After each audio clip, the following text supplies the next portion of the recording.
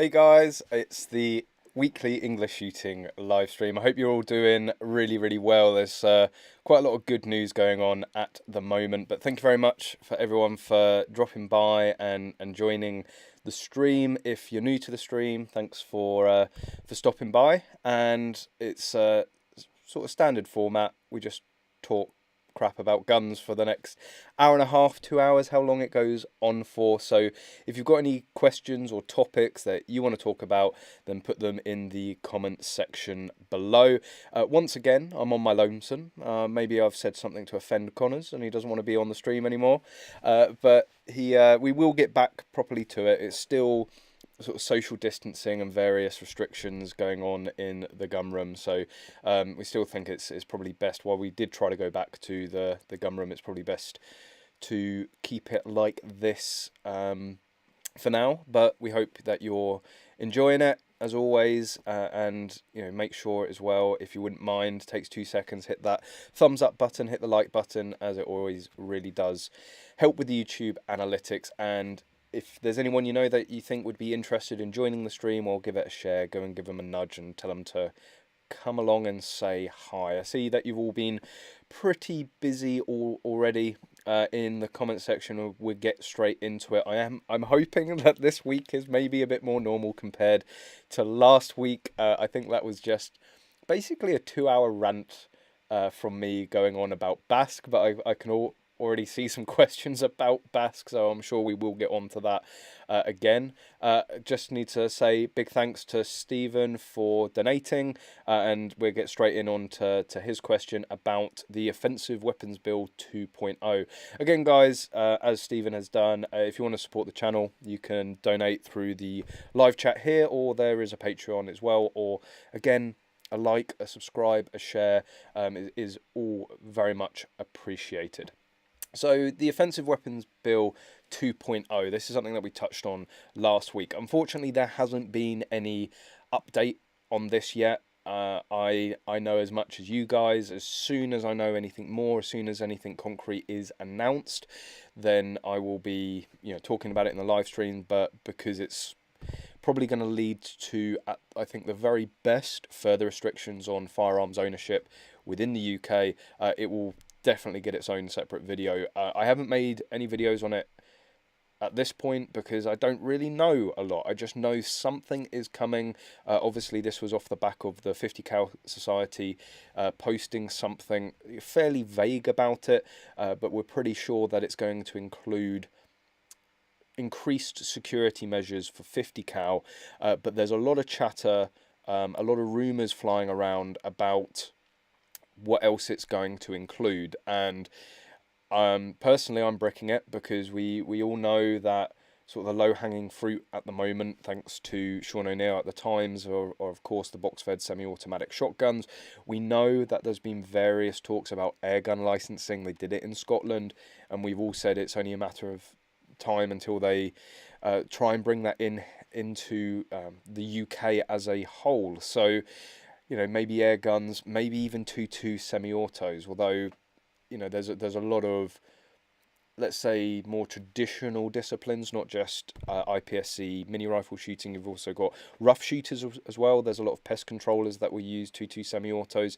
I mean, I've seen some of the rat videos where people go ratting, screw doing that with a bolt action and a 5-round magazine. You do need something that's semi-auto and something with, probably 25 rounds to deal with some of the rat problems you see. But of course, it can be used for squirrels, rabbits, all that sort of stuff.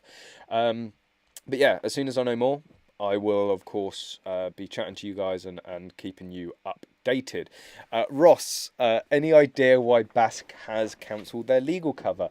Absolutely none whatsoever. That's what the last week's video was, or live stream was primarily all about, trying to get to grips with why they've done it. And I did say that I'd been in contact with the Director of Communications and Public Affairs, Christopher Graffius, and we had got into an email exchange, and I needed to send him another email basically to clarify a few points, and he hasn't got back to me. He said he was out of the office until Tuesday.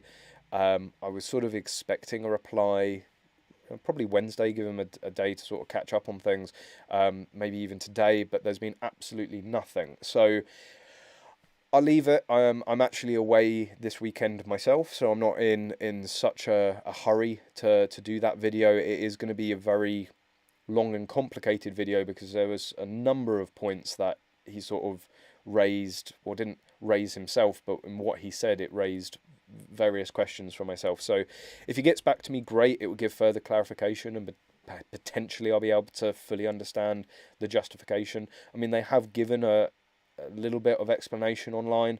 I still don't think it's it really makes, it sort of makes sense, but then I personally disagree with it. That's why I cancelled my membership. Interestingly though, if you want a bit of a better understanding of potentially BASQUE's justification, Sachs released a statement about it. They've obviously been inundated with requests about legal cover, as I'm sure many other organisations have, and they gave, I mean, it's a pretty long post. If you go onto the Sachs website and head over to news, you'll be able to see all of that, and they give their justification for why they don't offer legal expenses insurance.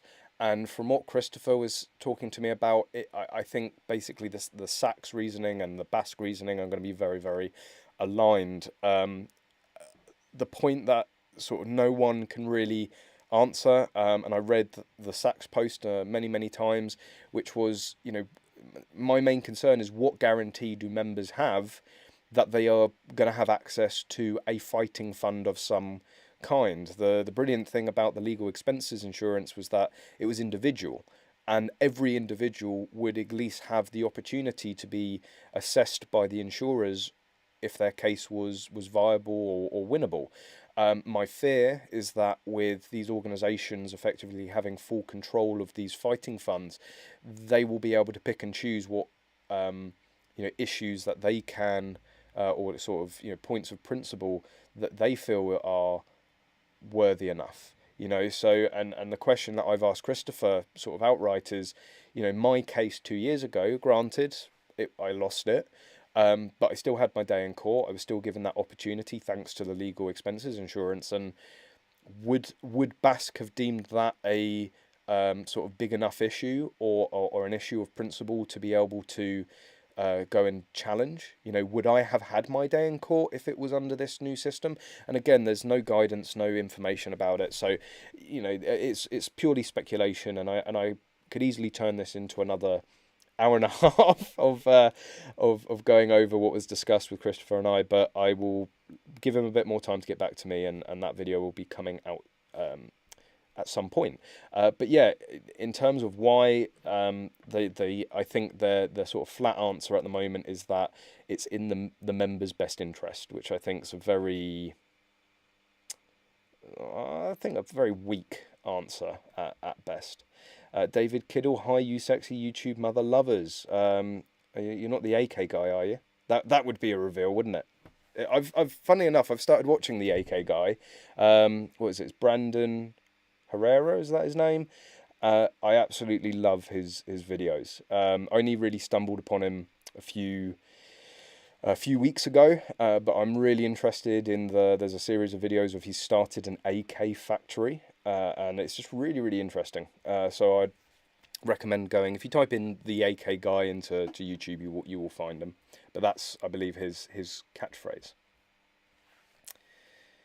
So, Sergeant Holden, I wonder what the live stream is about. Well, it's about guns, of course. If you couldn't have guessed, no, it's not that one. That's Jimi Hendrix. That's definitely not to do with guns. Well, anyway, if you can't see from the Seiko Beretta Federal, it's obviously it's called English shooting. I mean, that's a fairly big hint, isn't it? Stephen Wolf loved the live stream discussion last week. It was hardcore. Yeah, I got, let's just say, a little bit passionate last week. But I get personally offended when I see these big organisations making what I believe to be monumentous, sort of stupid decisions, really, that could ultimately really affect the community as a whole. And don't forget, guys, this is definitely not sponsored by Pepsi Max.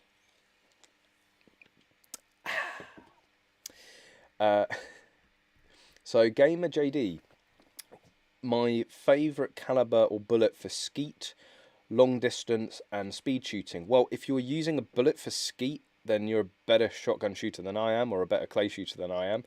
In terms of shotgun cartridges, I have to be completely honest, I don't really have a preference.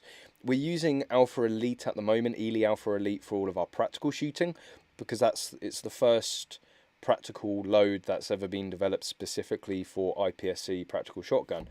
In terms of clay pigeon shooting, I used Hull Superfast for a very long time, Game Bore White Gold, and then the Game Bore, the competition, the blue competition one. Really like that.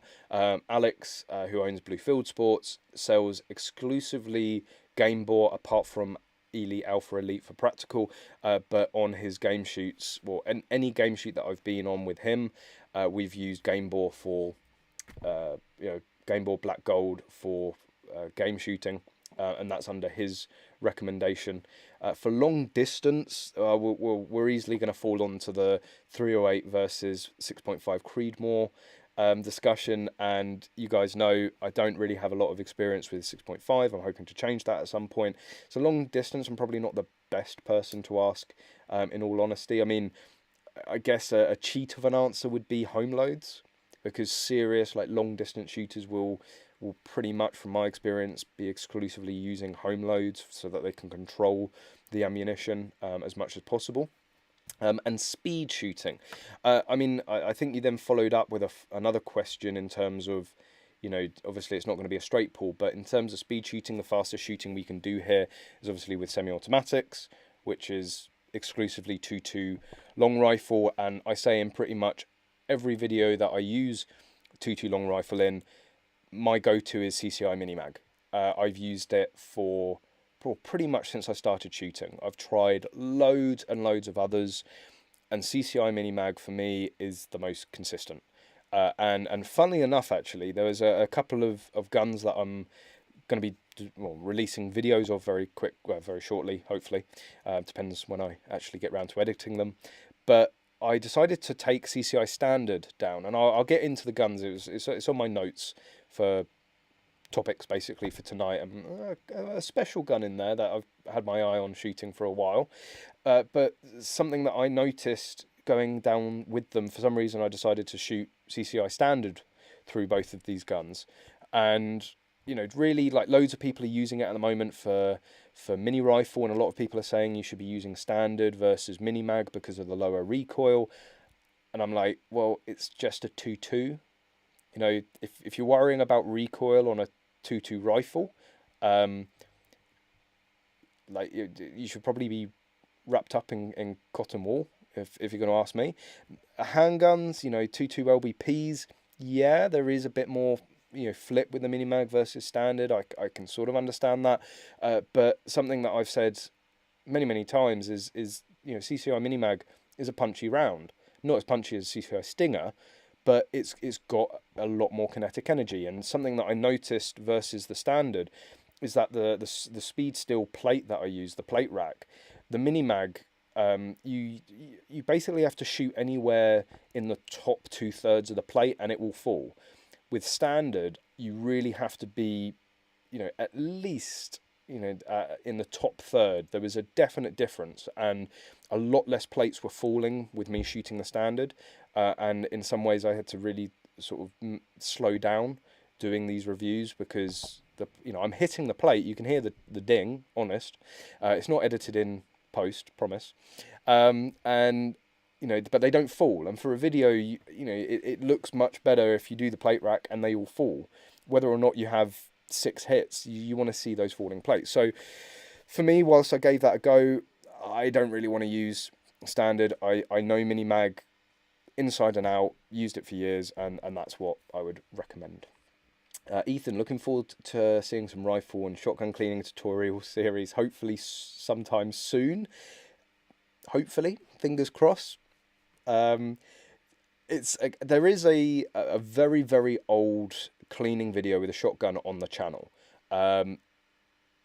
If you're really in sort of dire straits in how to clean a shotgun, go and watch that. It's a real sort of basic, sort of, this is the sort of thing you need, this is the sort of thing you do. I will probably watch that video back and cringe, not just because of, you know, how long ago it was and my manner on the video, but there's probably a load of errors in it, because I probably wasn't, well, I certainly wasn't as experienced as I am now. So yeah, probably well overdue remaking that video, and a 2.2 as well. I know 2.2 can be a bit tricky because obviously you've got to really watch the rifling, and making sure that you don't damage the gun, whereas shotguns you can be a little bit more, you have a little bit more leeway. Steve Langston, what's the best 2.2 WMR semi-auto out there at the moment? We've had a lot of experience with the Guncraft. We know Rob quite well, who owns Guncraft. Alex has one in the shop. I have to admit, when they first came out, there were a few teething issues. That's all now been sorted, and they run really, really well. I know that Northwest Custom Parts, Wayne up there, makes 2.2 WMRs. I've not had any experience with his guns, and I know, you know, David saying there that there's the Kel-Tec 2.2 WMR, and Caliber Innovations will happily supply you with a Kel-Tec if you're interested in one of those. Maybe that's, I do like the Kel-Tec's just a bit of an interesting one. Is it a famous gun? Probably not, but it's very distinctive, and it's one of those guns that you think might not be legal in the UK, and it sort of makes me want it a little bit more.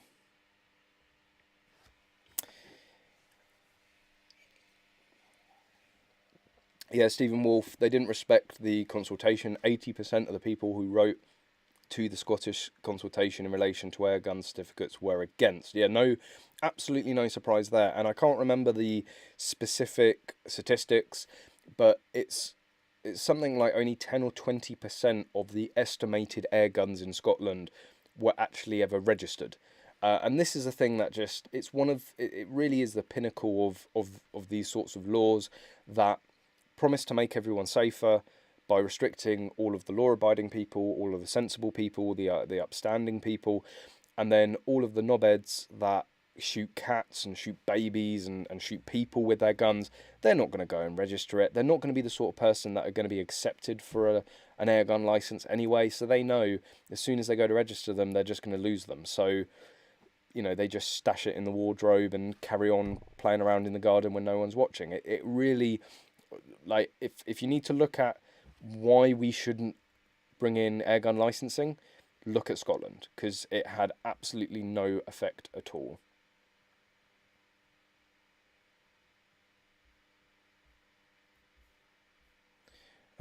Sorry, I just shot off to oblivion there, on the comments. So I was talking about the guns. Let's get into that. The guns that I had down. Very, very grateful for a subscriber called Jake. He, I think it was Jake. Yeah, pretty sure. I really hope I don't get get his name wrong after that. He brought down a SIG 552, which I know loads of you guys have been for years asking me to get onto the channel. Well, the wait is almost over. So I went down and reviewed one of those, and you know, regardless of Alex actually having a 552 already in the shop, so I could have done it over the previous 2 years. But anyway, that's now been filmed. That's just in edit, so there will be a full review of the SIG 552. Not that it really makes much of a difference, because you can't actually buy one anymore. Sorry about that, guys. But the gun that I was most excited about was the Rimfire Magic. So Jake brought down a full custom Rimfire Magic 1022, and if any of you are into 1022s or own a 1022, you should know the name Rimfire Magic. I've known it probably since I got into the sport, started looking at those guns, and it really didn't disappoint. So many people rave about them, so many people recommend Rimfire Magic for 1022, and I have to say that because I do pretty much the same sort of tests with every single gun, it is the fastest gun I have had down the range on the stills. This thing was just absolutely ballistic, and I say that about 15 times in the video when I filmed it, but super, super impressed. And the 1022 has been on my list for a very long time, and once my FAC's been sorted out, hopefully I'll get the chance to get hold of one. But I think I've set my sights on the Rimfire Magic. This thing, I can understand now why people go for the 1022 for speed stills.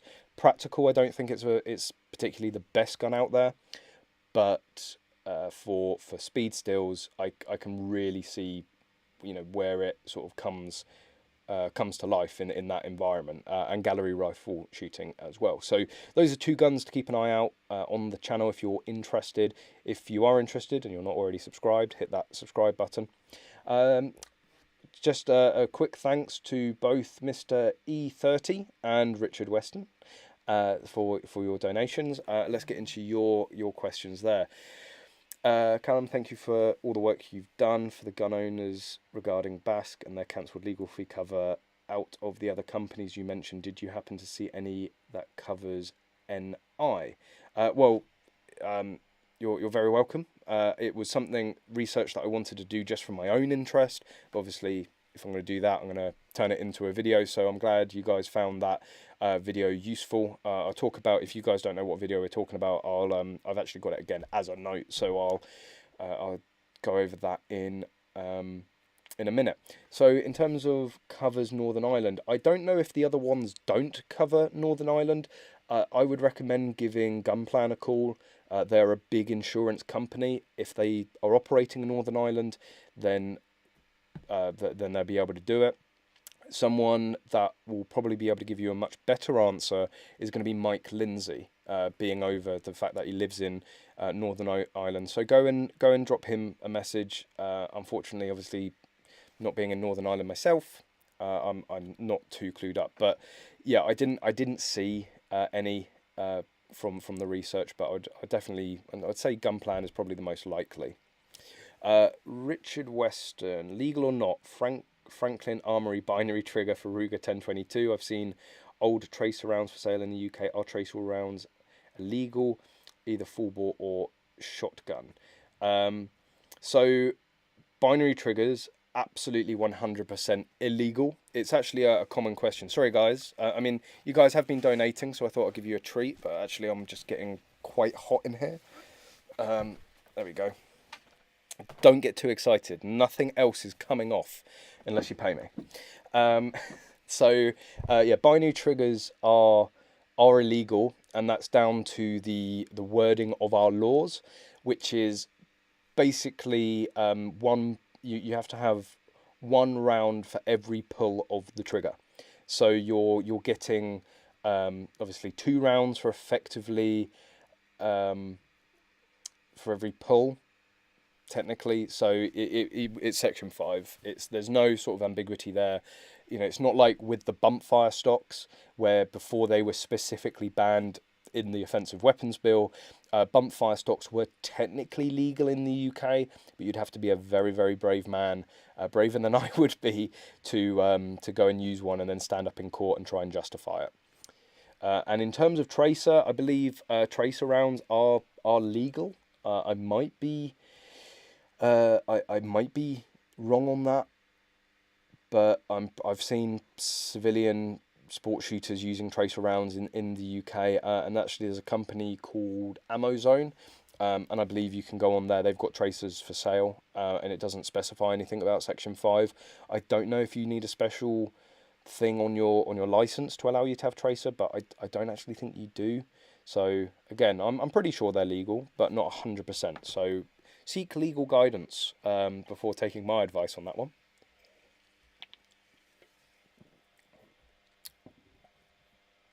Well, you guys are busy. A lot of you declaring your BASQUE membership over.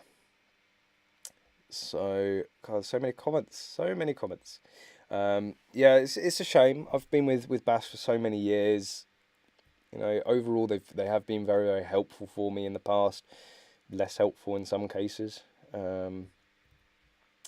But yeah, it is what it is. At the moment, well, Alex, actually, under the Blue Field Sports policy, has got legal expenses cover under that. So in terms of my own personal protection, I'm covered under that as an employee, effectively. So so I don't really need to worry about it. If I was going for one, it would be Gunplan. But interestingly, Gunplan, it's only, I believe, for revocations or rejections to applications. So in terms of just getting into like general legal issues with firearms and police, unless it's a refusal or a revocation, you know, you've got to really look at the terms and conditions, and I say that in the video. You've got to really make sure that it's going to suit you and suit you to what potential legal problems you might get into. Sergeant Holden, do you watch SRS Power? I'm a big fan. Tell him to do another video, please. I don't know if you've seen. I don't know how long you've been following English shooting, but Sam and I, we've known each other for a number of years. We've done live streams together multiple times. I've appeared in his videos. He's appeared in my videos. We tend to only meet up now, unfortunately, at the British Shooting Show. I know that he had a change of job a year or two ago, and that's taken a lot of his time. I know that he hasn't been putting out as many videos as he used to, but no, I really love the guy. You know, really, you know, sort of Sam, Neil, and I, Neil from Rack and Load, we were sort of three amigos at one point, doing live streams and various videos together.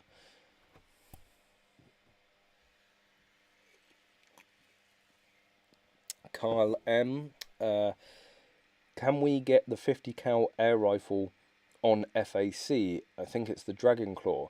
Well, technically there's no restriction on, well, there is no restriction on caliber here in the UK. So the caliber wouldn't make any difference. Obviously the power of it, if it's an FAC one, then you're not limited on power. But technically, as far as I understand, you could get a 50 caliber sub 12 foot-pound air rifle, and buy that at the age of over 18, so being over the age of 18.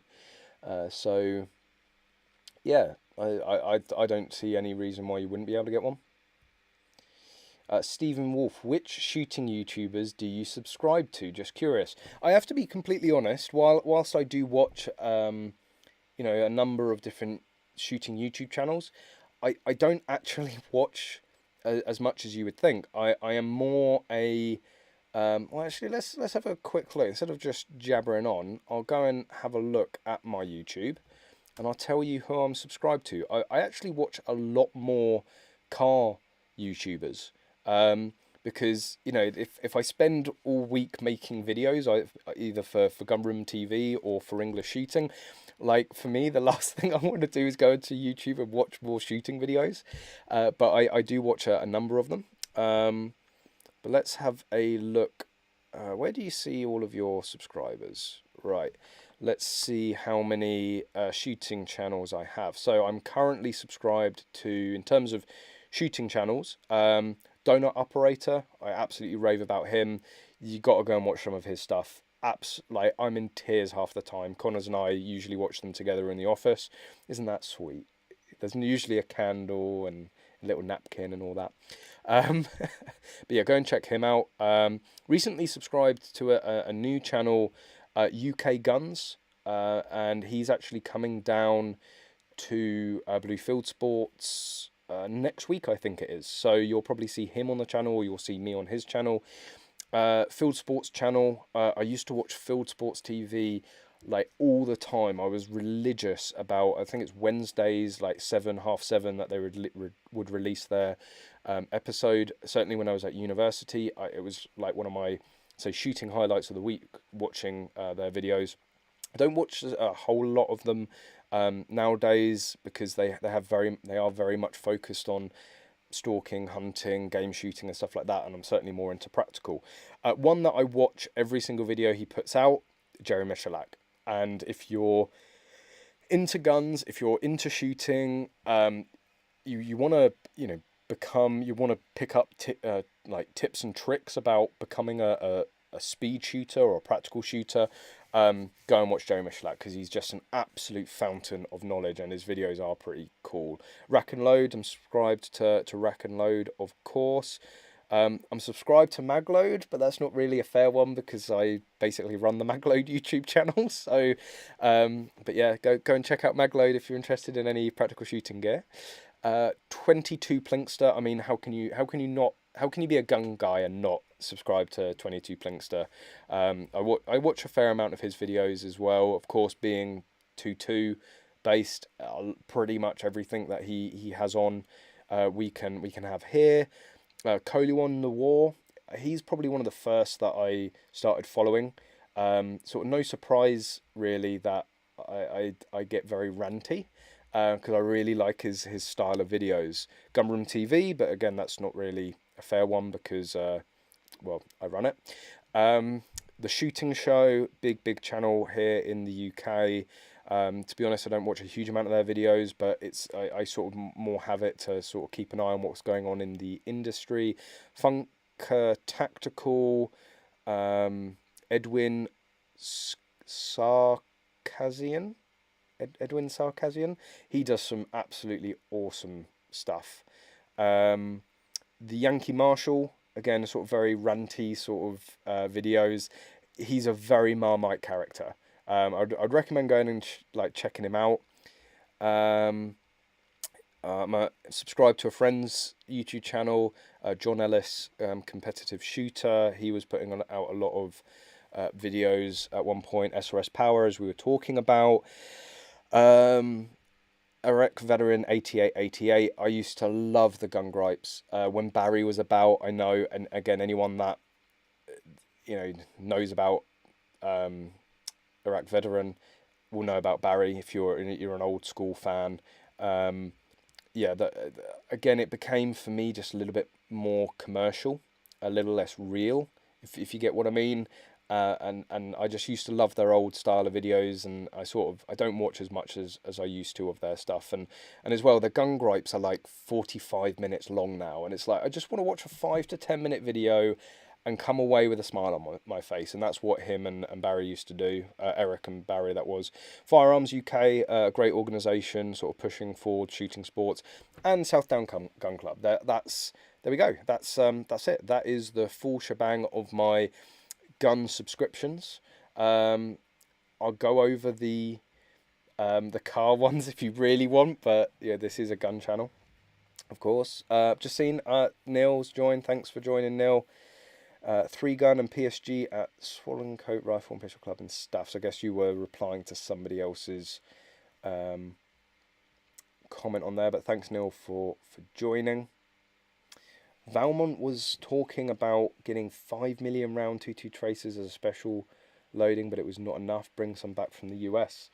Yeah, or hopefully that still goes ahead. Obviously, we're planning to be going out to America in October. Let's see what Rona says about that. Richard Weston, I would have thought you'd need an explosive license for tracer as a minimum, but hence your question. So the thing is, in my mind, the tracer part of it, if you've already got a live round, like what does the tracer part really add to it in terms of any further danger? So I guess that's the way that the government look at it, and also you can see, who's shooting at you if worse comes to the worst, right?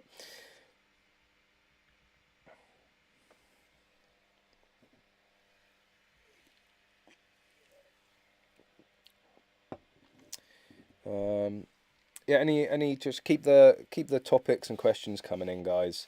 Whatever you want to talk about. Richard Weston, who's a Basquestonian? Yeah, me. Yeah. Class of 2020. It's the year I left. Do you think Basque has been leaned on by exterior agencies to undermine the ownership of firearms? Right, I did have some tinfoil here somewhere. No, I'm just messing. So, this is... Why did you have to ask this question? Because this is actually something that we've discussed quite a lot in the office here. And to be completely honest, and I don't think it's a conspiracy. I don't think, there's sort of anything weird or wonderful going on. But I have well, I don't really believe it. That's one of my theories as well. I know that sounds really silly. There's no real basis to it, apart from there was one I did touch on this last week. So sorry guys if you if you were here for last week and I've already been through this, but basically there was a bit of weirdness that happened the second time round with BASQUE. So 4 years ago, lost the licenses, appealed, was unsuccessful, and then 2 years ago I put in an application. I was told that I had a high likelihood of the application being rejected, so I voluntarily, well, you say voluntarily, it was like, keep it in, we'll reject it, or we'll give you the chance to remove it, and then it's not a rejection. I wonder which one I'm going to take. So voluntarily withdrew that, and well, no, sorry. Before I voluntarily withdrew it, basically I was given this ultimatum of you have a high likelihood of having it rejected, or you can voluntarily withdraw it.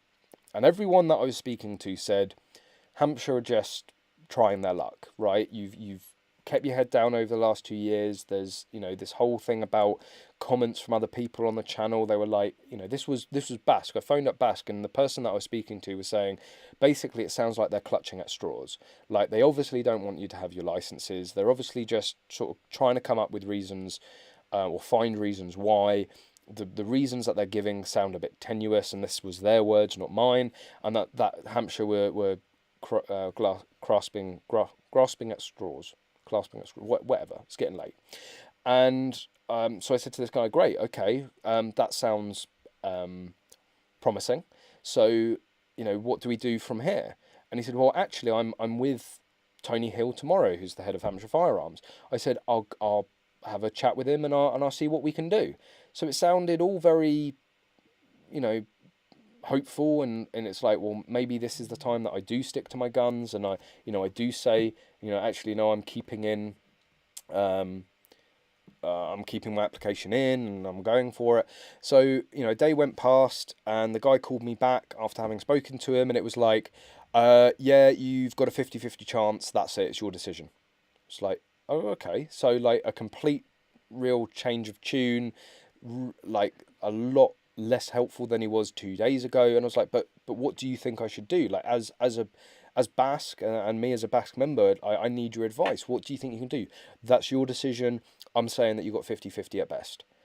I was like, and I said this last week, it's always been in the back of my mind that this conversation, this private conversation between them was had, and I genuinely feel that Tony Hill basically said, like, let me have this one. Don't help the guy, just keep it really straight and don't help the guy. And the thing that sort of heightens my paranoia on this is that a lot of BASQUE's firearms team are ex-police officers. And police officers, I don't know if we've got any viewing tonight, but they're very cliquey, right? It's a brotherhood. It's, I think, more so in the US, but it is here in the UK as well. And it's almost like once a police officer, always a police officer.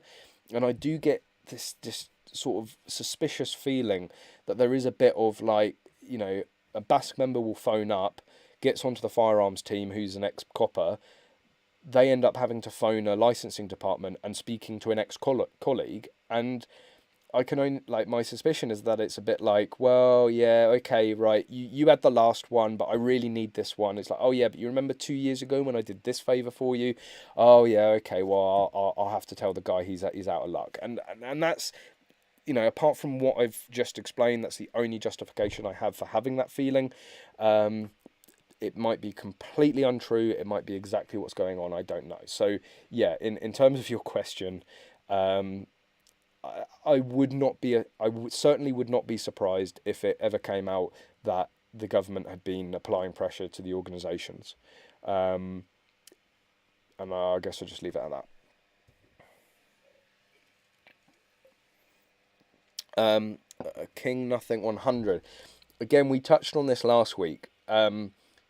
but you know, we'll talk about it again if you want to know about it. So how do you feel about the owners' rights cooperative pushing for pepper spray over anything else actually shooting related? It's kind of putting me off joining their organisation, if I'm honest. And to be honest, I said pretty much the same thing. Like, I absolutely love Mike, get on really, really well with him. I have a lot of time for him. I think, you know, he's pushing in the right direction. I just don't think that pepper spray is the right avenue at this point in time. I think there's a lot more for sporting base and sporting purposes that we could claw back first and push on first, and then explore stuff like that at a later date. Obviously, you know, Mike is, first of all, he lives in Northern Ireland, where it is lawful to own, for a civilian to own a firearm for self-defense. It's a completely different, I say completely different world. It's still part of the UK, but it is their relationship with guns out in Northern Ireland are, and anything sort of self-defense is completely different to here on mainland, in the mainland UK. So yeah, I think you've sort of confirmed it, that I think he will be maybe pushing away potential supporters rather than attracting them in with that sort of that sort of avenue, which is a shame. And you know, again, I have a lot of time for him. I think he's done really, really well in the short amount of time, and he's building something that has a lot of potential. But when it goes to the public, when you start talking about self-defense, when you start talking about pepper spray and this, that, and the other, I think a lot of people are going to switch off, rightly or wrongly. And I think, you know, if you start it on a, say, 2.2 handguns for Olympic disciplines, well, not many people have an objection to the Olympics. So personally, I think that would be a better avenue to go down, really. But you know, I support him. I support the organisation, again, because you know, he does support me, and again, I have a lot of time for him.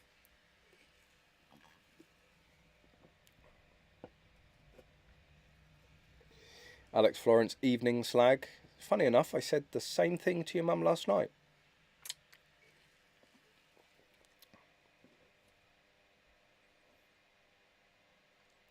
Dusty Pilgrim, daughter has a Rimfire Magic 1022. She absolutely loves it. Great taste. The thing that I absolutely love the idea of with the Rimfire Magic is that it is like their website is like Lego. So you can pick and choose exactly what you want. They don't have off-the-shelf guns that you can just buy, apart from second-hand ones.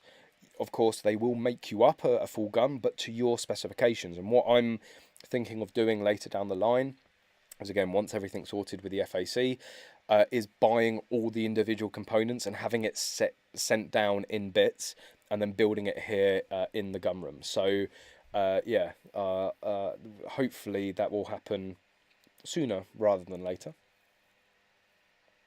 Oh ho ho, Sinner 2004. If I had to pick 3 guns for 3 gun practical shooting event, what would they be and why? So, actually, that's not too hard. I think I've already got it. I'm going to say handgun, let's say 9mm, let's say, you know, American. Oh, let's do UK and American.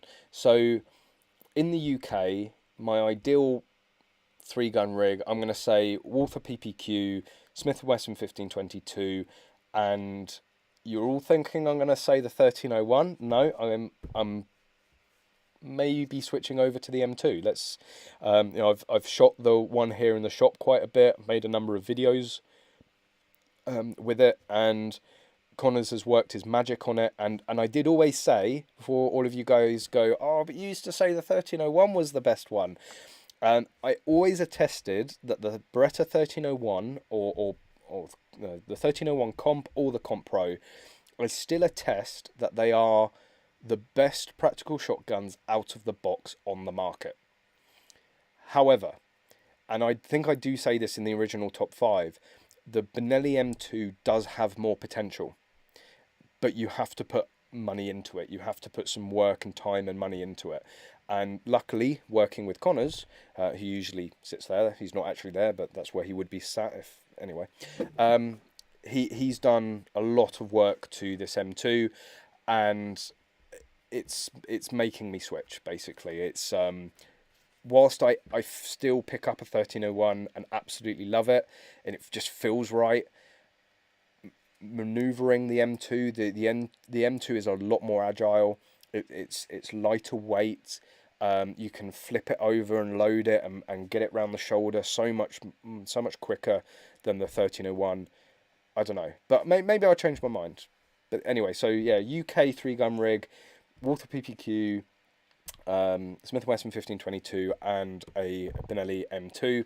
And for the US, if I was to go and do 3-gun in the US, it would be a Walther PPQ Q5 Match, or Match Q5, whatever they're called.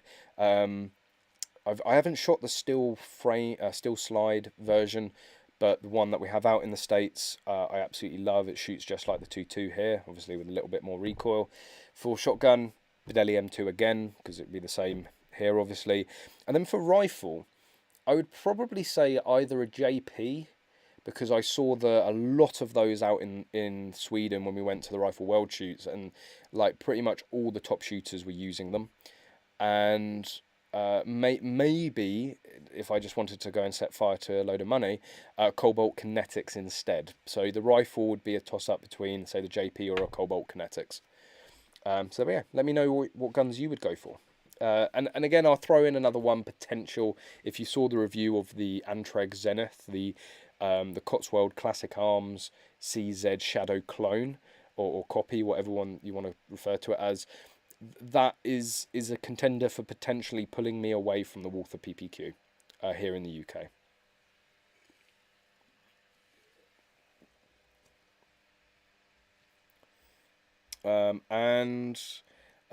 Because I talk too much, I've just reached your comments about about the YouTube subscriptions.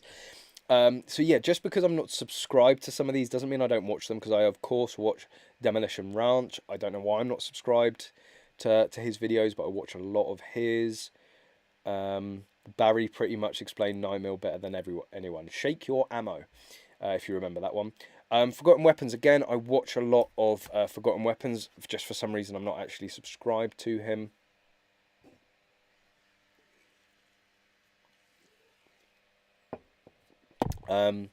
Daniel Smerald, F to the better channels. Fail.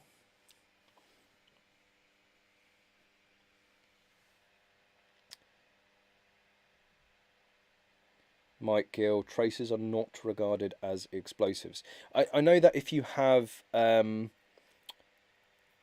certain there's a limit. I don't know what it is, but there is a limit to how much ammunition you can store under an FAC without having a firearm certificate. I know of a few people that, because of the amount of powder they buy, the amount of ammunition that they have, like shotgun cartridges, like it takes a lot of shotgun cartridges to go over the limit, because obviously there's a lot of lead and weight, and they're quite bulky, but you can go over the explosive limits with just ammunition.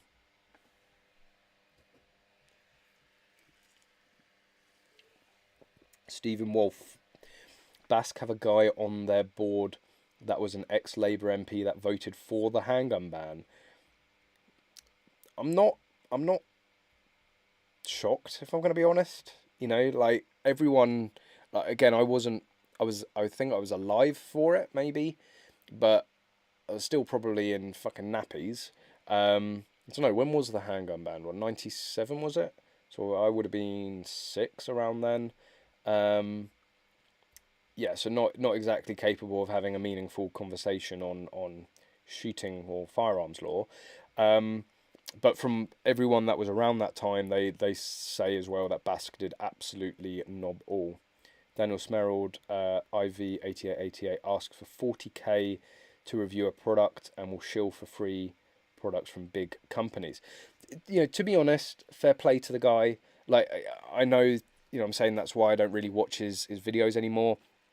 But, like, come on, if you are watching, if, you know, and to this, I just got to check, just before I say this, no, I have never been paid to do any product, but any product on the channel, right? Everything that I've reviewed has been completely off my own back. you know, there's you know, of course, there's a bit of quid pro quo, if that's the right expression.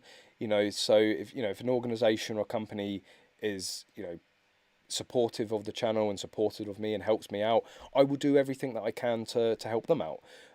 But yeah, I've never been paid. But don't get me wrong, guys.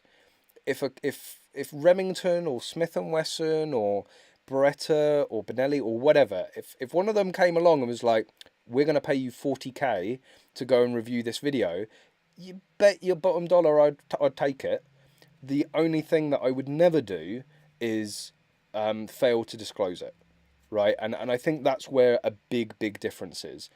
If you're going to be doing paid videos, you make damn sure your audience knows that, because your opinion on something, if you're being paid to do it, is going to change 100%, right? And your audience need to know that it's just only fair. There's so much trust, and you know, that's well, part of the reason I love doing these live streams, because you know, I want to engage with you guys more, but I know there's trust there, right? Because if I go and make a video of a gun and I you know, rave about it, and you will go out and spend your hard earned cash on that gun and it's shit, well, you're gonna hate me for it. You're gonna be like, well, why did Callum say it was so good when it's utter junk and I've wasted all this money? Oh wait, because they paid him, right? You know, I'm not going to say turn down opportunities like that, but you can rest assured you will know about it. It will be clear as day if there is any ever sort of paid videos. But yeah, I really don't blame them for doing it. At the end of the day, they have made a very successful career out of it. You know, look at Demolition Ranch, right? I don't know if he's necessarily paid, but he's turned it into a business. You know, he has his own t-shirt printing business, like clothing line, right? It's all, at the end of the day, that, you know, they do a lot of really good things with the money, but it does go into the back pocket at the end of the day. You're buying that merchandise that is funding a nice car for them. It's funding a nice house, but they've bloody earned it, right? They've put the time in building the channel, putting, you know, it takes years. Like you do get some overnight success channels, but for most of the big ones that I've ever watched, it takes years and years and years and years of work to get it to a position where you can do it full time. So damn right, I think they are justified in getting paid for it. They've put the work in. Like, just like with anything, if you put the work in, you should be rewarded for it. You know, and still, you know, I'll clarify, still every single penny that English Shooting generates goes back into the channel. You know, yes, I end up with shiny new gizmos, but it's for the channel. You know, I get my shiny new camera, but that improves the video quality for you guys. I get new mics and audio gear, but that improves the quality of the stream and stuff like that. You know, when you turn up to Blue Field Sports and there's a Lamborghini Huracan Performante sat outside, then you can start criticising me for making too much money on the channel. But until that day, trust me, I've put far more money into the channel than I've ever had out of it. But I love it. It's a hobby at the end of the day. You know, whilst it's technically my full-time job amongst Magload and Gunroom TV and Blue Field Sports, you know, I get to do my hobby as a job, which is like the ultimate goal. And English Shooting has been an incredibly big part of that. I certainly wouldn't be where I am now without the channel, and I wouldn't have the channel without you guys. And I genuinely need it. I mean that. I'm gonna get all soppy here, you know, so tissues at the ready. Just, you know, I love you guys. Yeah, you thought they were going to be for something else, didn't you? But yeah, no, I'm genuinely can't thank you guys enough for you know, for the support, for watching the videos, for subscribing, for liking, for donating. Thanks, John, for is still humbling. I still don't understand why you guys want to listen to me, if you know, but I'll talk. I'll carry on making the videos if you want to watch. Thanks for sorting out the PPQ extended mags with the secret source fix. Looking forward to future Maglo PPQ goodies. Will Bluefield Sports be doing any UK PSA safety courses soon? So apologies, John. I have got your emails. The last few days have been interesting. I can't at this point. I love doing this to you guys. I tend to do this quite a lot. There's a lot of stuff going on at the moment that I can't talk about, and it's taken a lot of time over the last few days, unfortunately. So I'm really sorry for not getting back to you as quickly as I should have. But I have read them. I can see that you're happy with them. So I'm glad to see that that all worked. And of course, if you do have any issues, you know where we are. You're always welcome to come down, and we'll help you out. But yeah, again, thank you for the donation and supporting the channel. Richard Weston, can I have an ES cap, please? Absolutely. We still need to get you down here with Callum as well. I know I emailed both of you guys, and we're trying to get a day for both of you to come down and we'll do some shooting. I think maybe it might be easier if I get you both down individually. But yeah, absolutely. I do keep meaning. I think I said when I first started wearing this, oh, it's getting hot in here, that I was going to put these up for sale at some point. Yeah, I'm still working on it. But yeah, maybe I'll get a few more made, sort of limited edition, kind of. But yeah, you can definitely have one, Richard. No doubt about it. Demolition Ranch probably gets a lot of money as a vet in the US. I think he was already quite well off before the channel. Yeah, I wouldn't. I would say that's probably pretty true. At the end of the day, some of the guns that he started appearing with early on in the channel, they were not cheap guns, you know. So yeah, he must have been a little bit a little bit well off, let's just say.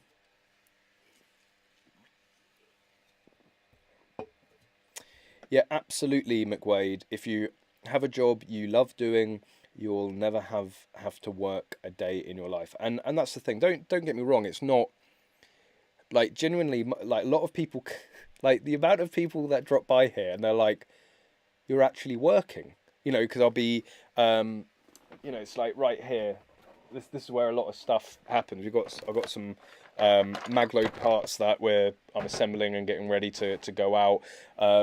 You know, that's why I've got this great big tool chest here, for, you know, all the magload tools. You know, there is a lot of work that goes on, a lot of admin work as well. You know, running businesses in terms of you know, accounting and VAT and filing and all that. But like people just they're shocked, like you're actually doing like an honest day's work. We're like, what the hell do you think we're doing every single day? We're not, no matter what you guys think, we're not constantly on the range shooting guns most of the time. But yeah, it's I would say actually, you know, previously I had a fairly you know, quite a what's the word? In my previous job, my 9 to 5 office job, I had a hell of a lot of sort of responsibility for the age that I was and the experience that I had, and you know, that was proper hard work. You know, proper 9 to 5, you know, deadlines, targets, all that sort of stuff, customers, and I used to. I couldn't wait to get home every single day. Like, whilst I love engineering, whilst I love electronics, I just, it was work. It was it was work, obviously. And whilst it was cool in some regards, it just wasn't as fun, obviously, as doing something that I'm obviously so passionate about. And I would say that back then my contract hours were 37 and a half hour a week, right? And I would usually go over it as the business required, but I would make damn sure I did what was needed, and that's it. You know, I wouldn't be there until 10 o'clock at night most nights, and I would say that actually, coming and doing this that I've been doing for the last 2 years, I think I worked it out. Like, we quite often do 60, 70 hour weeks, you know, most weeks.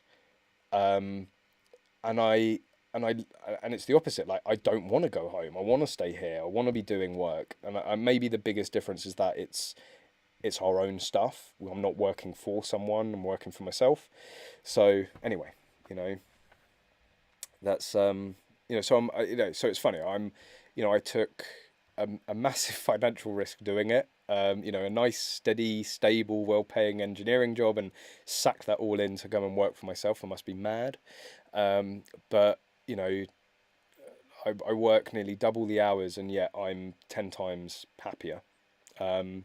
Even if there are a load of people that are seemingly trying to do their best to stop all of that, I'm still having an awesome time. Anyway. Daniel Smerald just got back. What did I miss? Well, I gave away £1 million, bud. Fortunately, you weren't here.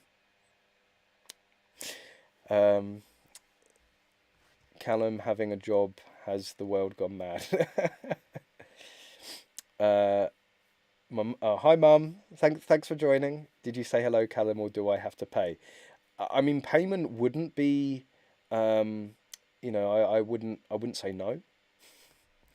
How is Maglo T-Boy a job? Oh, be careful, David. Be careful there. I hope your son sees your comment. I mean, unless... Oh, okay. I thought you were saying my son. I was like you obviously know something that I don't.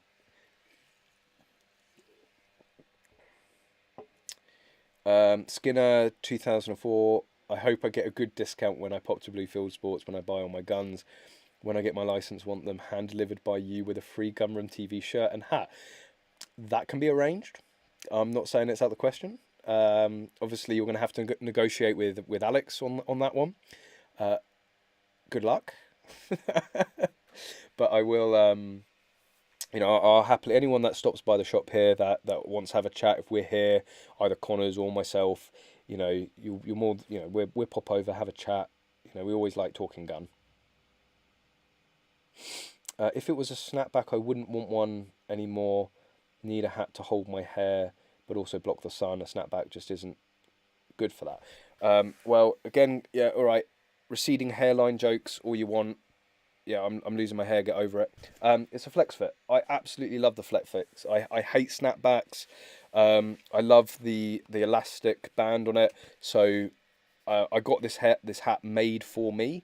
And you know, if I have more of them made, it will be exactly the same. I'm not gonna sort of cheap out. So it's the flex, like proper flex fit cap. I've always preferred the flex fit caps.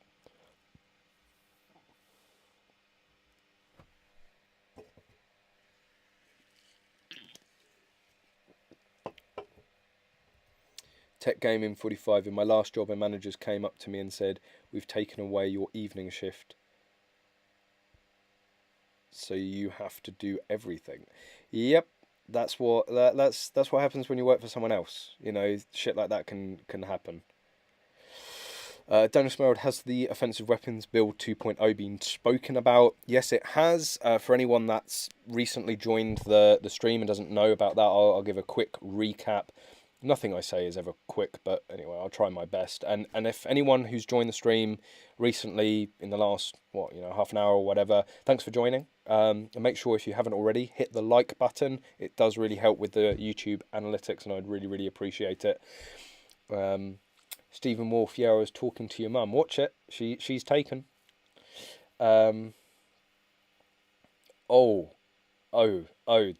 Sorry, Sergeant Holden. Did you just get absolutely fucking destroyed by my mum?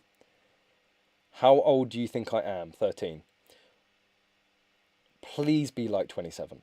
Please be 27. Please. If you are like 13, it's going to be like, well called mum. But if you're like 30 or 40, that's just going to be like, mic drop. Can you see where I get it from?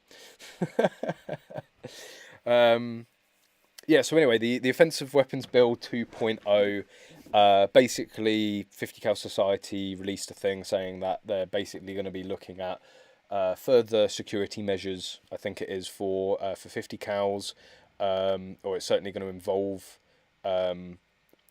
further restrictions of 50 cals. And I know increased storage was something that was talked about previously, and then it's just speculation what else it's gonna involve. So, you know, air guns I think is going to be potentially a big one. Box fed semi-automatics potentially a big one. Yeah, I think I said air guns, and 2.2 semi-autos as well.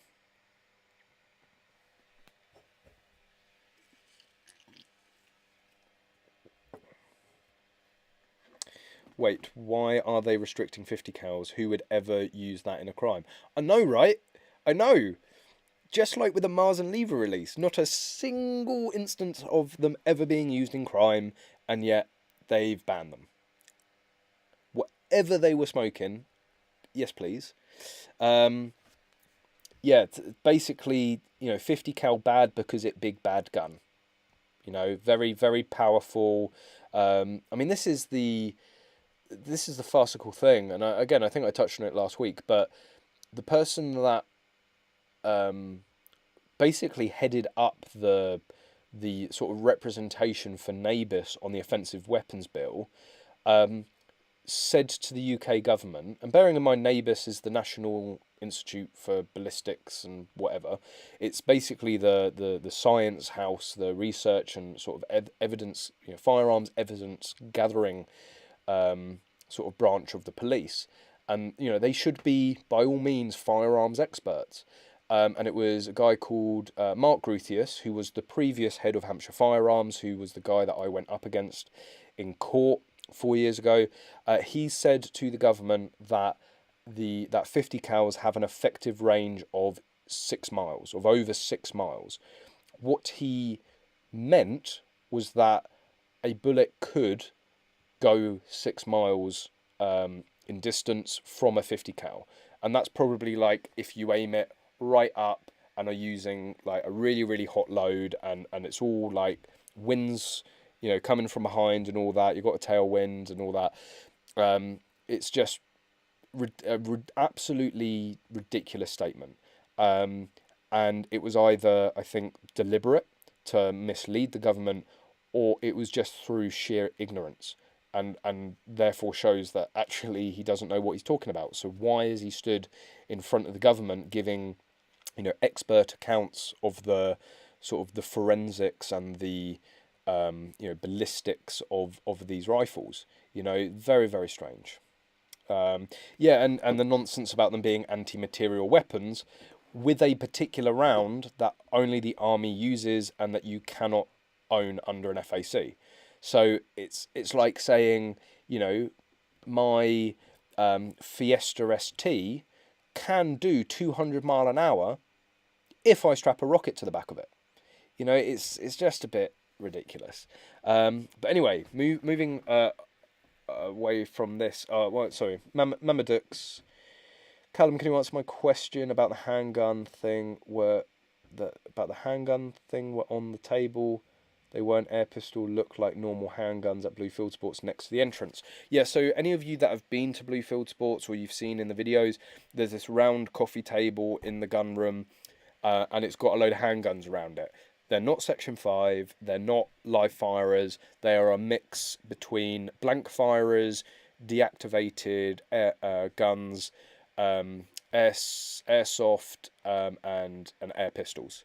So basically all the legal handguns that we can own here that aren't on license. But it makes for a nice display, and many people come in and it's the first thing they do. They go and pick it up and they start playing around with them, and you know, it's a bit of a feature table. But yeah, it's not. Don't get excited. We haven't got Glocks and Berettas yet.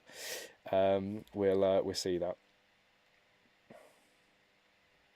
5-hour round trip for me to go to Bluefield Sports. Better get a discount. We will certainly help you out where we can. That's for sure. So yeah, we're talking about sort of police. I don't know if you guys saw. I posted this on the Facebook page earlier today. I'm gonna like it's in a way hilarious, but also absolutely terrifying. So it was an Evening Standard article, which the headline is Major London Road closed for more than 11 hours after police drop ammunition from roof of car. Yeah. right? Yeah, that actually happened.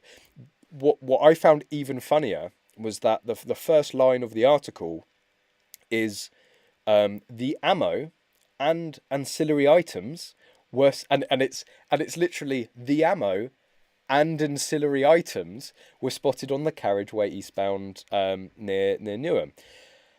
What are the ancillary items, right? Because you're thinking, it's probably a magazine, right? But what if they're classing like the gun as ancillary items? Like, yeah. Don't worry, guys. It was just some ammo, obviously, and some ancillary items, which definitely wasn't a Glock. But anyway, moving on. Nothing to see here. Carry on. Move. But 11 out. That must have been a fair amount of ammunition. Absolutely. Just like you can't make it up, can you? Right? And then you hear all of this. There was a story a couple of years ago about they had the armed police in a school giving a talk, giving a demonstration, and I think it was pepper spray that they accidentally like set off in a school child's face. You're like how are these the ones that are allowed the Section 5 guns, right? They like how is this anyway? There was again a few years ago, I think a live round was let off in a school of when they were giving them talks. Like God knows what happens when they take the drugs display board in. Well, I lost some heroin. Let's hope no one picks that off of a road down London. Jesus. But yeah, I mean, you would think if that was an FAC holder, could you imagine making that call to your FEO or the police? Yes, I'm a firearms holder. You might want to shut down the M25. Why? There's about 500 rounds of 338 Lapua all spread all over it. You would lose your ticket. They would come and take your ticket before they went and picked up the ammunition. So I don't know. I don't know if the article actually says. I can't remember if the article says if they will be,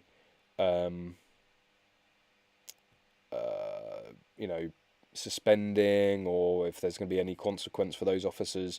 You would hope that they sort of put them on desk roll or desk duty until it's sort of all investigated. But yeah, the full explanation. Where was it? Basically, they'd put it. They'd assisted some officers and placed the ammunition on the roof. I know they were saying ancillary items. It's probably, what the box or the magazine or something like that. Like I can't imagine it's going to be a gun. Hopefully not. But could you imagine if it was a gun as well? I mean, they'd never find it. Certainly around London. Some criminal is going to have an awesome day that day. Ooh, a G36 just laying here, or whatever. The Met apologises for any disruption caused to those travelling on the A13 and thanks them for their cooperation during the closure. Anyway, that sort of made my day, really. Is all the crap that we end up getting from the Home Office and NABIS and the police in general about lawful firearms owners and stuff like that, and then something like that happens. Like at the end of the day, people are human. Like mistakes happen. Like I'm not condoning it. I'm not excusing it. But I'm pretty sure they will take that sort of approach. Did anyone die? No. Then let's learn from it and move on. Why would you close down the road for a few 9mm? Because it's restricted. They have to account for them, because can you imagine the backlash? Right, I don't know how you would ever trace it back to these. Maybe they're serial numbered. Maybe they have some sort of specialist marking on them. But could you imagine what would happen if there was a shooting in London and it was traced back that they'd used ammunition found on the scene, or from that accident? Right, the police would just be absolutely in the doghouse, wouldn't they? Like they'd be sued. They would be absolutely dragged through the mud, and I would say quite rightly so. If the ammunition they've lost has fallen into the wrong hands and then been used in a crime and them being used to hurt someone or kill someone, like heads would end up rolling at a serious high level, I'd imagine. Or yeah, and a lot of you guys are saying, you know, perhaps the reason they were spending 11 hours was because it wasn't just ammunition. David Cameron security left his handgun and airplane. Oh, that's right. Yes, I remember that. That's a more recent one. That again. Could you imagine being the guy? Could you imagine like going into the toilet being like, oh wait, there's a passport here. Oh, he looks familiar. Oh wait. And could you imagine like having to go up to the security on the plane? You know, like excuse me, sir, are these yours? You know, like, oh shit. You know, he got suspended. I'm pretty sure that guy got suspended. Because that's rule 101 of being like a security, you know, security for an ex-prime minister, right? Don't leave your gun in the toilet.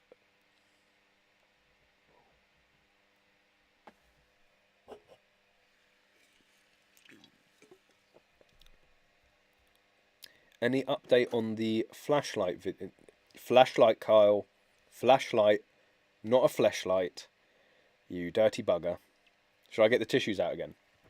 Update on the flashlight. You've got me saying it now, Kyle. Jesus. Let's have a wee look at this then. So Daniel has very kindly lent me his torch. Instant review feature. Which bloody end are you meant to? Which way are you meant to put the battery in? I mean, you would think there's. Is that the right way? There's only one way to find out. Daniel's screaming at the screen. No, it's definitely not that way. Let's try that. Oh wait, are these 18650s? Yes. Basically, what Daniel has given me here is a cloud defense owl. Oh, geez, there we go.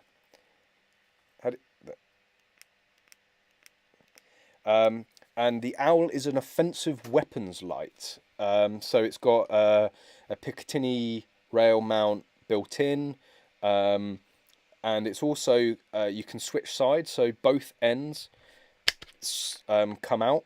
So you can have it on the right or left hand of the gun. And Daniel has been raving about this thing for ages, and he keeps wanting me to review it.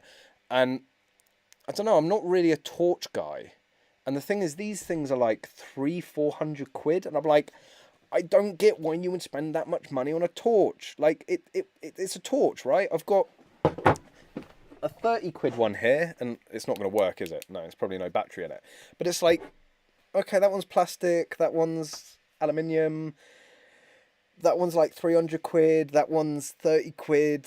I'm going to go for the 30 quid one. I do also have another one, I think it's at home at the moment, that was sent to me, a Chinesium special that I will be doing a review of as well. I'm probably going to put it head to head with this, although it's not actually mounting on a gun. I mean, this thing is bright, right? There we go. Ah, it's like a small sun. And I know people absolutely rave about them. I just still, I said to him, you need your head checking. Spending 300-400 quid on a torch. But anyway, yeah, guys, you guys are asking. So it's got this touchpad here. So obviously you're going to have it mounted on the gun, and it's just somewhere that you can quickly, you know, press on the side. It's like some lighting effects. Jesus Christ. And it's like you can have momentary. So if you press and hold, it's just on the touch, or if you like click it, it goes on permanently. Should I just see how long the battery life is? Should I just leave it there for the rest? But yeah, the really annoying thing about Dan, for you giving me this to review, I really appreciate it, because Dan gives me loads of stuff to review, and I'm very, very appreciative of it. Even though I rip the shit out of him most of the time, it's all love. It's all love. The thing that really annoys me is that I'm going to have to do this at night, right? Filming at night is an absolute ball ache. So thanks, Dan. Really appreciate it. Yeah, we'll see. Anyway, I need that battery back for my vape. But anyway, there'll be a review of this at some point. When I can be bothered to go out at night and film with it. And I really don't know what I'm going to say. It's a torch. It go shiny, shiny. It go pressy, pressy, shiny, shiny. Like, it's, yeah. But anyway, I might, you know, rip Daniel to shit most of the time, but I genuinely love the guy, and I am really appreciative of him sending all the stuff done. Watch the what's in my safe video. You have 2 of my batteries, by the way. What? Watch the what's in my... Oh, watch. Yeah, so if you go onto Gunroom TV, there's a what's in my safe video with Daniel. And he goes through all of his lovely collection. Although saying that, half of the stuff in that video you don't actually own anymore, Daniel. So maybe we need to do more... We need to do another what's in your safe. Russ Whitmore, what vape do you use? Oh, vape question. I've actually got it here. Some of you guys said, like, why don't I vape on stream? I just don't think it's appropriate. I don't know. I just think it's like I'm one of those, like, I genuinely think it's. I always looked at vapors and I was like, I've never been a smoker, right? Never been a smoker. My parents were smokers, grandparents were smokers, I've been around smokers all my life. The only thing that I didn't just vaguely enjoy it, I did it regularly, was shisha. Absolutely love shisha, and that was part of living, spending my time at university in London. At the last year, I lived in Maida Vale, which is at the very top of Edgware Road. And if you know Edgware Road, you'll know it's a huge Islamic population. And it's like every other cafe is a shisha bar. And I tried it on holiday once, quite liked it, and then started getting in the routine where, like, every other day from college, from uni, I would stop off at a shisha bar, I was living with my girlfriend at the time. She was working in a school off of Edgware Road.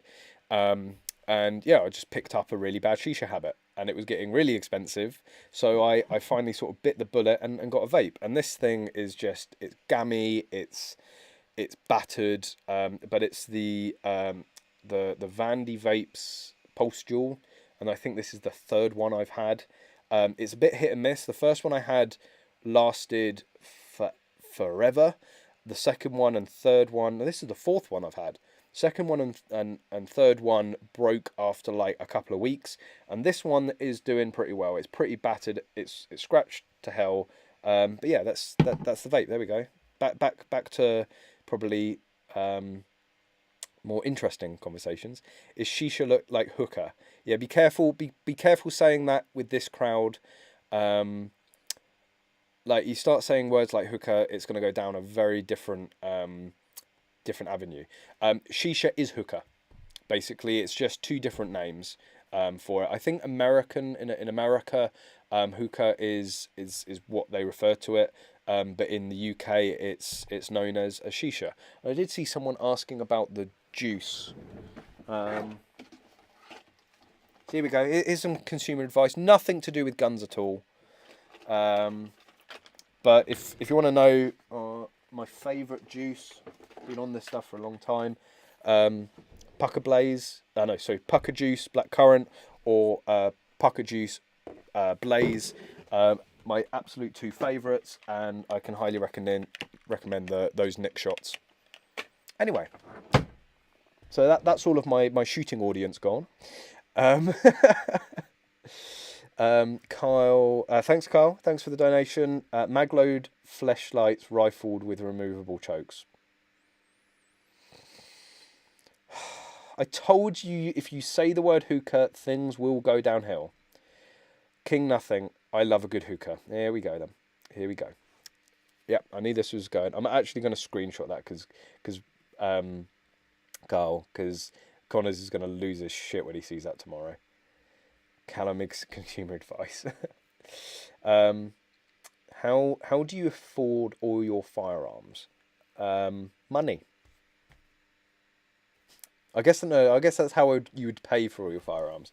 I mean, like it's a grey area because I haven't actually bought a gun obviously in 4 years because I don't have a license to. So in terms of all the guns that end up on the channel, they are I've had more and more um, subscribers recently bringing down guns, which I'm hugely appreciative of. A lot of people, some guy travelled down from Nottingham. I mean, we're down by Southampton, by Winchester. We're about 15 minutes away from Winchester here, and he drove down from Nottingham for me to review his gun. Jake popped by with his guns, and another guy, Dan, who was it? Well, there's Dan Smerald. He pops down all the time, but that's because I think he's obsessed with me. Another guy come down to bring a couple of guns down. So at the moment, a lot of the guns you're seeing on the channel are subscribers. Obviously, Bluefield Sports is an RFD. Then there's a lot of guns in there for me to be able to review. There's just I've had a lot of support from a lot of people. Caliber Innovations, Cotswold Classic Arms. They sort me out with new and interesting things. So that's how I get my hands on all of these different things. I certainly don't have the money to buy them all myself. So, but yeah, in terms of affording guns, it's just work hard, get a good job, make money, spend it. Ross, Silver Pigeon or 525?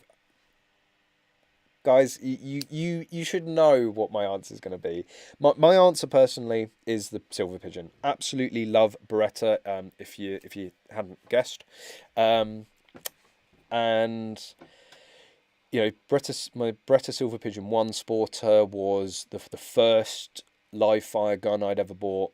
It was for my 25th birthday, 21st birthday, and I'm a Beretta guy, right? Berettas are slimmer in the action. They're usually lighter, more nimble guns, and I absolutely love them. The 525 is a little chunkier, and I usually say that smaller guys or girls, smaller people in height or stature or whatever or build, will usually go for a Beretta, whereas bigger built people and taller people will usually go for a Browning. That's usually what I've seen. And in terms of picking between them, I use the analogy of it's like Mercedes or BMW, right? Some people are just going to prefer Mercedes. Some people are just going to prefer BMW. Some people just don't care as long as it gets them from A to B. So it's really like that. Both the Silver Pigeon or a 525, both really good guns. Browning, Beretta, both really good brands. Personally, I would recommend the Beretta over the Browning, but that's just me. Maglube vape juice. Well, haven't you seen? We do have Maglube. Definitely don't vape it. Please do not vape it. Whatever you do, we really can't afford the lawsuit. But yeah, Connor's vapes as well. Connor's actually has the exact same vape that I do. His vape dupes is actually Wild Roots. Anyway, I'm not obsessed, just madly in love. Isn't that sort of the same thing, Daniel? Oh, watch it. You've got competition, Dan.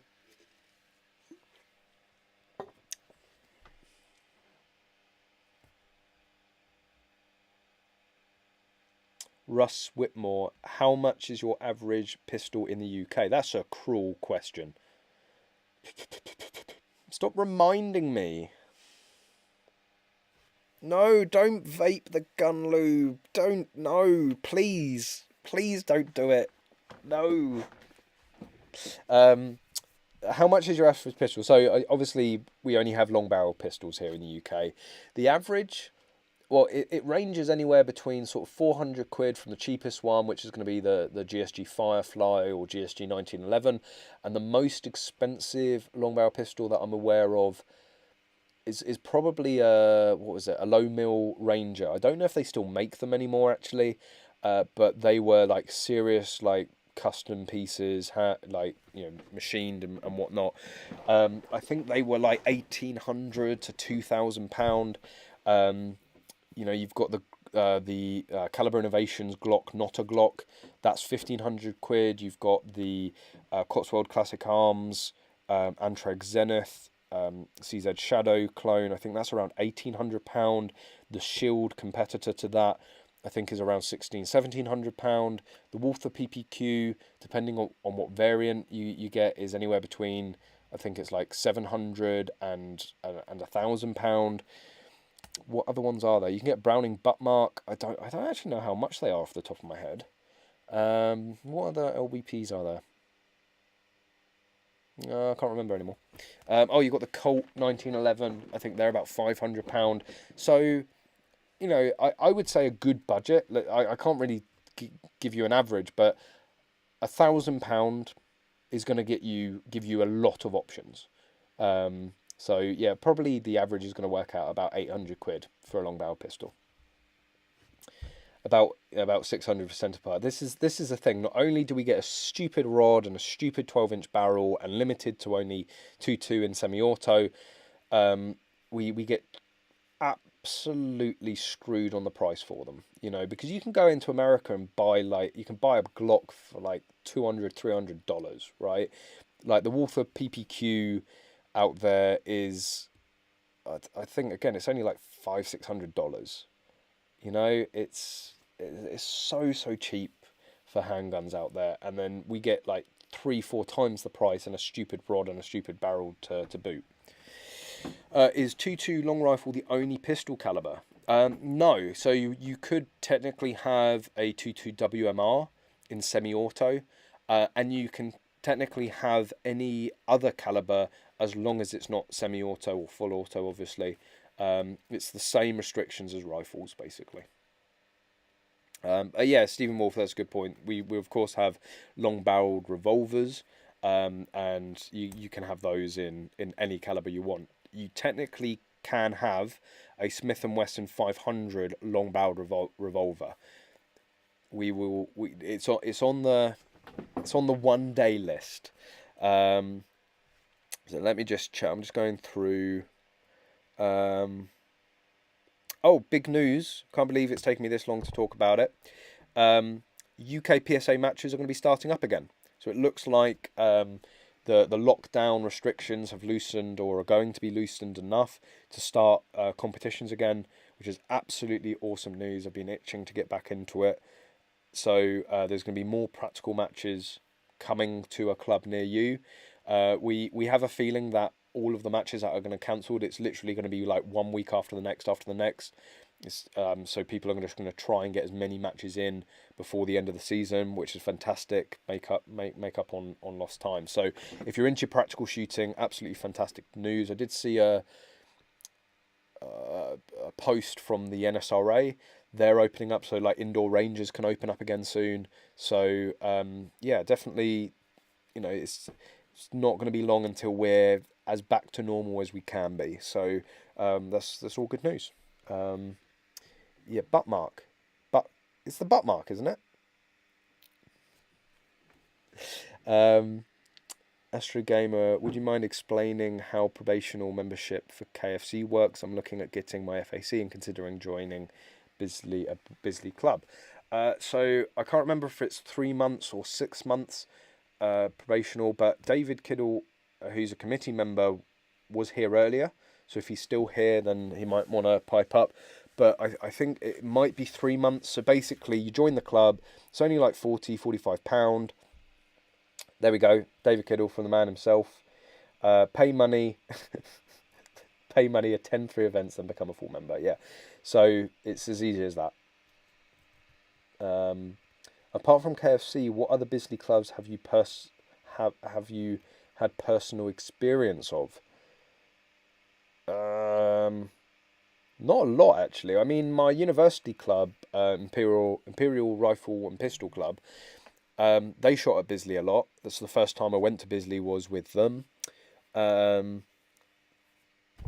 Apart from that, I haven't shot with any other club down there apart from KFC.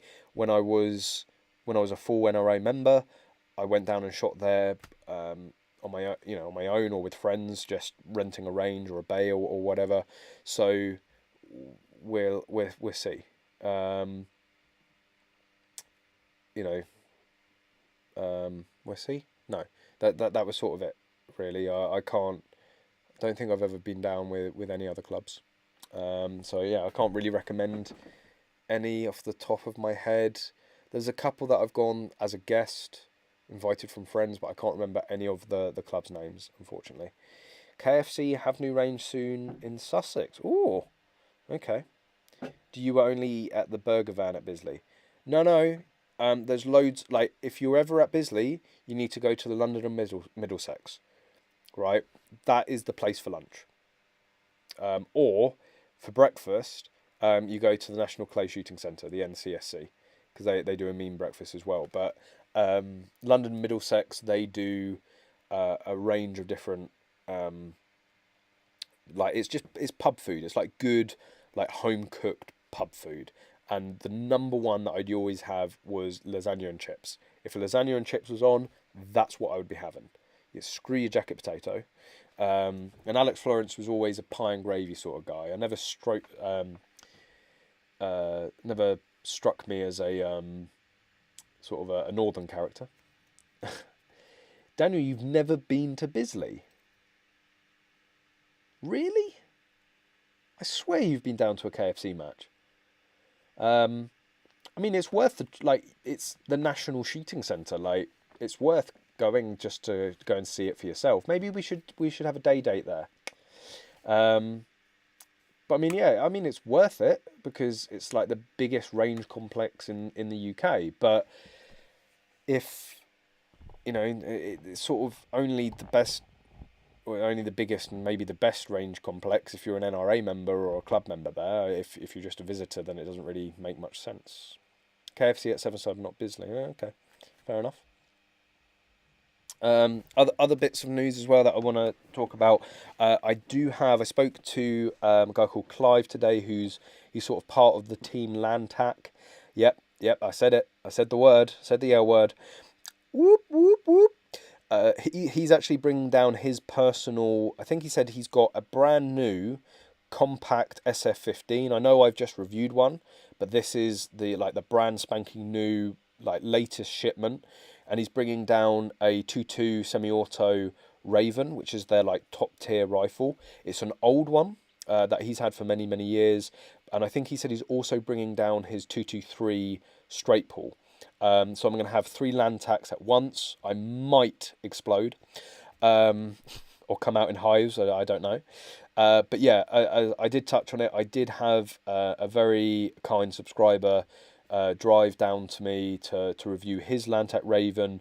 I covered it in a previous live stream. It didn't go very well. I was accused of purposely trying to review a bad gun to talk shit about Lantac, even though literally like a week or two previous I'd released a glowing review of the SF15, so logic, none.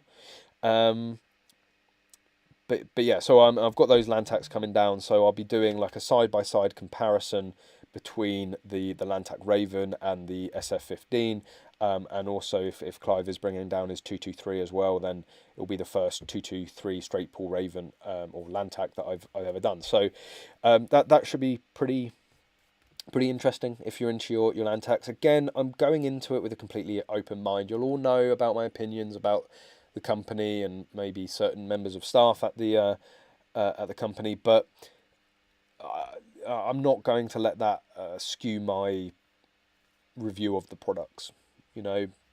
Clive has said that his is a really good example of a Raven, so if I'm going to review a Raven, I might as well review his, and we'll see how it goes. But I'm not going to purposely go out there and to give it a trash review, because again, I want to be sort of honest to you guys. I don't want to say something's utter junk when it's not, and I don't want to say something's brilliant when it isn't. You guys need to know. And if the Lantac is a good option, as I said, the SF15 was. I actually said that personally I thought it was better than the Christophines and the Tippmann. That's sort of consumer advice that I'm sure you guys want to know, because you want to know the best place to go and spend your money. Which companies you then choose to go and give your money to is completely down to you, but I'll say no more about that. But yeah, we'll see. But I'll be excited. I'm excited to sort of get to grips with that, and hopefully I won't be accused of various things once again with them. And actually, one of the last things I wanted to sort of touch on that I have from my notes here. Again, I posted it on EnglishShooting, but it's just more anti-gun nonsense. So we had this back in February for Magload, but we were using Squarespace as the website, and the only card provider you can use with Squarespace is Stripe. Stripe pulled the plug because we were selling gun bits, even though we told them nothing was regulated, nothing was licensed, we can ship it anywhere in the world. It doesn't have, it's all just inert stuff that it basically, Connors always uses the line, literally it's as restricted as a tennis racket. And there's nothing restricted that's sold on Magload, but they pulled the plug, and unfortunately last week Stripe pulled the plug on Blue Field Sports. So Alex has been very, very busy this week rebuilding the Blue Field Sports website. So I just want to give a shout out to Blue Field Sports. Obviously, got my branding. That looked a bit wrong. Maybe I'll save that to later. I've got the tissues. So basically, go and check out bluefieldsports.co.uk because it's a brand new website. Personally, I think it's sort of easier to use than the last one. So if you use Blue Field Sports regularly, you might see it as a plus. But yes, fuck Stripe basically. I won't mince my words. Fuck them. I don't want to be supporting companies, or I don't want anyone supporting these sort of companies that are going to make these just completely irrational decisions. And I mean, fair enough. Blue Field Sports actually sells guns, so they've got a little bit more of a leg to stand on. But at the end of the day, Alex is licensed, well regulated, well within the law. Why does it matter? But anyway, to be honest, the new website looks kind of better. Yeah, again, I said that as well. How did they remake it? Maybe could be some inspiration for us. Well, Alex actually built it himself, so I can't remember what platform he used, but he just built it himself. And so when we had to do it for Magload, we do have a sort of web guru that we use as a contractor. So they did like the main bulk of the work, and then it was Connors and I frantically for a week populating it with products and pictures and information and stuff like that. I mean, this is a thing that really pissed me off with Stripe, is that they send you this really like fairy email. I think I might even have it here. Let's see, Stripe.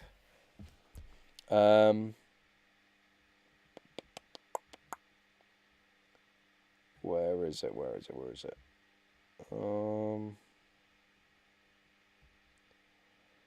But it's this email is just like, go away. Not it's like you read it and they're trying to be so nice and fluffy. It's like, we're really sorry we couldn't provide you with the utmost service that we usually strive for, and blah, blah, blah, blah. And the thing that gets me is that they're like, oh, we don't want to like leave you high and dry, so we've given you 5 days to change platform. Like, anyone that knows anything about e-commerce, 5 days is noble time to rebuild a website, right? Not properly, not testing it, not trialing it, not 5 days is like nothing within e-commerce, and they act like they're doing you a favor, like, oh yeah, we're completely screwing over your business, but we're giving you 5 days because we're so nice. You're like 30 days at the minimum, a month at the minimum is what they should be doing. Like a month's, it depends on the size of the websites, but most people that are using Squarespace should be able to move over to another website in 30 days without too much struggle. But like with Magload and with Connors and I and Magload, we had to like drop absolutely everything, because it's like the main source of income for the company, right?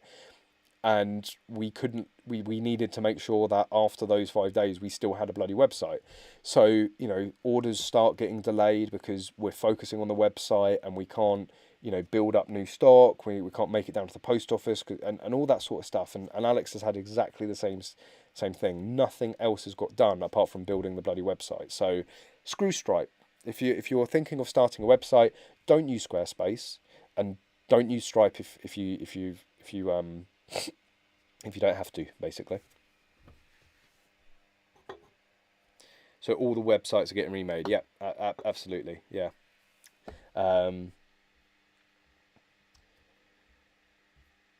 So oh yeah, and again, it's always hard because I've just remembered.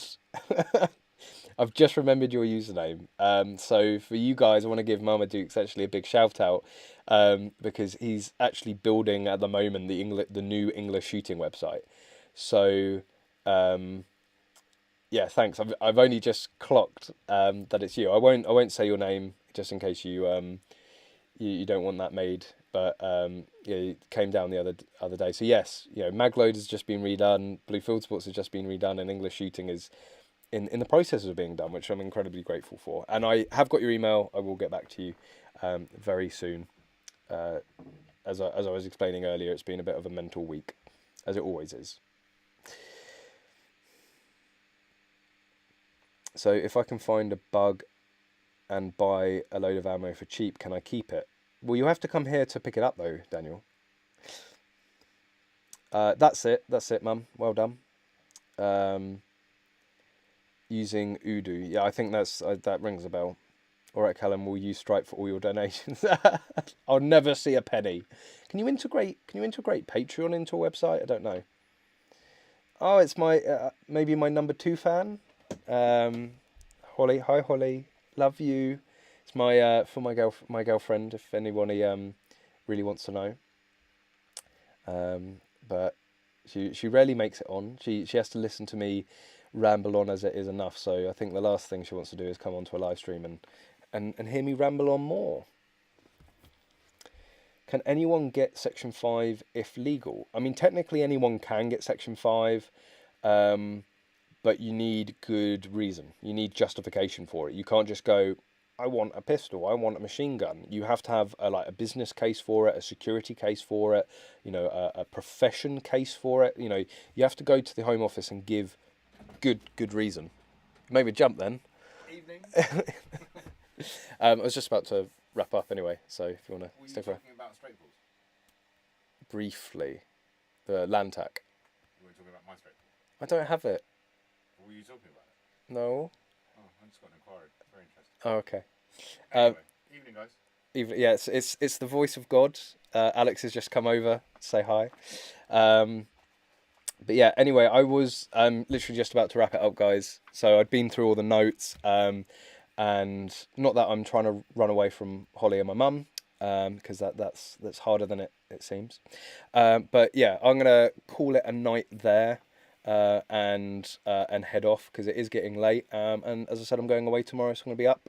So I need to get home and get packed. But thank you everyone for joining in, and certainly Mum and Holly for joining in as well, and for everyone that has donated through the evening. Again, a huge big thank you. Your support is very much appreciated. But it's been a good one, as it usually is. So again, thank you everyone for stopping by. It will be same time, same place next week. Again, if there's any particular comments, topics or questions you guys want to touch on or talk about, you can always drop me a message beforehand or an email, and I'll make sure it's sort of scheduled in and I can do a bit of research beforehand. But yeah, loads of cool videos coming out. The next one, which will either be tomorrow or Saturday, is actually going through Ben Ducker's range bag, and it is like the ultimate range bag, everything you're going to ever need. That's coming out in the next couple of days, and I should have the Rimfire Magic 1022 out very, very soon. So if you're not subscribed already,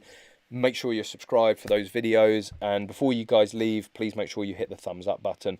But really really hope you've all enjoyed it. A few people seems to it looks like a few of you have, so yeah, but I really appreciate you all stopping by and giving up your evenings to have a bit of a chat. But yeah, hope it was worth it, and we'll see you same time, same place, 7:30 on a Thursday next week on the channel. There we go, guys. I'll leave it there. Take care.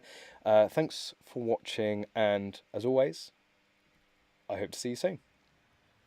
Where's the end button? There it is. Bye, guys.